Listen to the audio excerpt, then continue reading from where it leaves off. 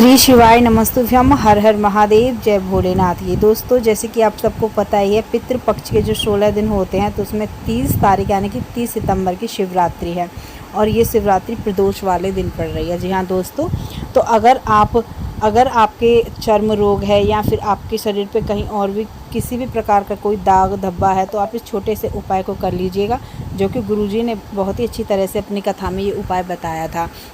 बहुत ही साधारण सा और सरल उपाय है। तो ये पितृपक्ष भी है और साथ में शिवरात्रि भी पड़ रही है और साथ में प्रदोष भी है, तो आप एक बार इस उपाय को अवश्य ही करके देखिएगा। दोस्तों, इस उपाय को करने के लिए आपको सबसे पहले थोड़ा सा लाल चंदन ले लेना है और साथ में आपको 1 लोटा जल ले लेना है और उस 1 लोटा जल में आप थोड़ा सा गंगा जल मिला लीजिएगा, क्योंकि ये उपाय हम पितृपक्ष में कर रहे हैं तो हमें 1 लोटा जल में थोड़ा सा गंगा जल मिलाना बहुत ज़रूरी होता है। साथ में हमें एक सफ़ेद फूल जो होता है, सफ़ेद पुष्प,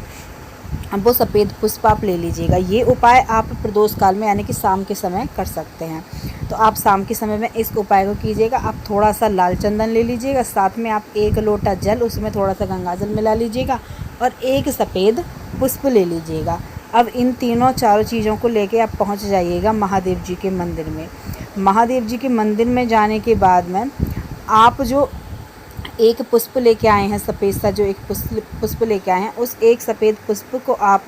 जहाँ से जो जलाधारी वाला स्थान होता है, महादेव जी की शिवलिंग पे जो जलाधारी वाला स्थान होता है, जहाँ से जल नीचे की तरफ गिरता है, वहाँ पे आप उस एक सफ़ेद पुष्प को रख दीजिएगा। अब जो आपके पास में लाल जो चंदन है, उस लाल चंदन को जो अशोक सुंदरी वाला स्थान होता है ना, जो महादेव की सबसे छोटी प्रिय पुत्री हैं अशोक सुंदरी, उनके उस स्थान पे लगाना है और आपको पीरवी के नाम से ये जो लाल चंदन है इसको आपको वहाँ पे लगाना है। उसके बाद में जो आप 1 लोटा जल जो लेके आए हैं, जिसमें आपने गंगा जल मिलाया हुआ है, अब उस 1 लोटा जल को आप महादेव जी की शिवलिंग पे समर्पित कीजिएगा। आपको ये जल जो समर्पित करना है तो आपको महादेव जी का एक मंत्र है, महादेव जी का एक नाम है, कुंदकेश्वर महादेव, इस नाम से आप जो है महादेव जी की शिवलिंग पे इस जल को समर्पित कर दीजिएगा। जब आप महादेव जी की शिवलिंग पे इस जल को समर्पित कर देंगे तो ये जल जो है, जहाँ पे आपने लाल चंदन लगाया है वहाँ से जाएगा नीचे की तरफ, जहाँ पे आपने एक फूल रखा है जलाधारी वाले स्थान पे से ये नीचे की तरफ गिरेगा। तो आप थोड़ा सा जल रोक लीजिएगा और आपने जो कटोरा जो भी पात्र लिया है जिससे आपने महादेव जी की शिवलिंग पे जल समर्पित किया है, चाहे वो लोटा हो चाहे वो कुछ और चीज़ हो, तो उसमें आप थोड़ा सा जल वहाँ से ले लीजिएगा।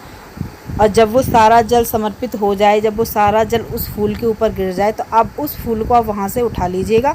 और जिसमें आपने जो थोड़ा सा जल लिया है उस ही जल में आप उस एक फूल को रख दीजिएगा। अब उस फूल को लेके आप आ जाइएगा अपने घर पे। आपके घर में किसी को भी अगर कोई चर्म रोग है या फिर कोई दाग धब्बा है या फिर आपने ये उपाय अपने लिए किया है या आपके शरीर पे कोई दाग धब्बा है या चर्म रोग है, तो आप इस फूल को वहाँ पे लगा लीजिएगा। जो इसमें जल है उसको वहाँ पे लगा लीजिएगा इस फूल की मदद से। दोस्तों, अगर आपके चेहरे पे कोई दाग है, कोई धब्बा है या कोई और दिक्कत है, अगर आप इस फूल से वो उस लाल चंदन के जल को लगा लेंगे तो आप यकीन मानिए ज़िंदगी में कभी भी आपको चर्म रोग नहीं लगेगा और जो भी आपके शरीर पे या आपके फेस पे कहीं भी दाग धब्बे जो भी है वो सब साफ़ हो जाएंगे। दोस्तों, बड़े ही अच्छी तरह से गुरुजी ने अपने कथा में इस उपाय को समझाया था, तो उम्मीद है वीडियो आप सबको अच्छी लगी होगी और आप सबकी समझ में आई होगी।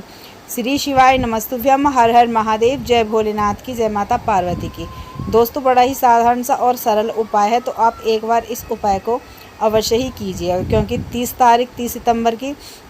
शिवरात्रि भी पड़ रही है और प्रदोष भी है और पितृपक्ष का तो महीना चल ही रहा है। सो दोस्तों, उम्मीद है वीडियो आप सबको अच्छी लगी होगी।